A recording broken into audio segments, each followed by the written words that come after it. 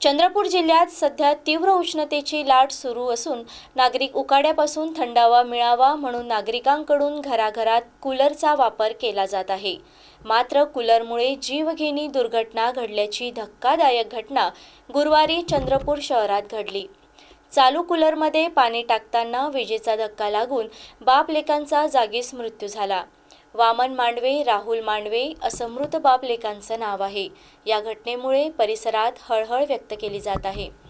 ही घटना आज गुरुवारी सकाळी 10च्या सुमारास शहरातील इंदिरानगरमध्ये घडली।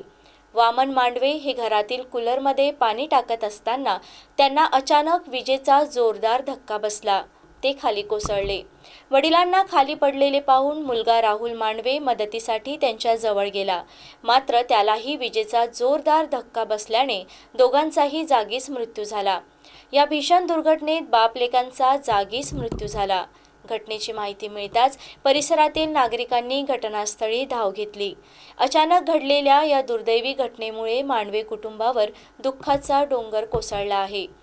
दरम्यान उन्हाळ्याच्या पार्श्वभूमीवर महावितरणकडून नागरिकांना विद्युत उपकरणांच्या बाबत वारंवार सावधगिरीच्या सूचना देण्यात आल्या होत्या।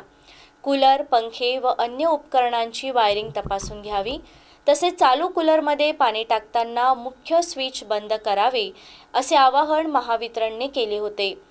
या घटनेनंतर नागरिकांनी घरातील विद्युत उपकरणांचा वापर करताना अधिक दक्षता घेण्याची गरज व्यक्त केली जात आहे।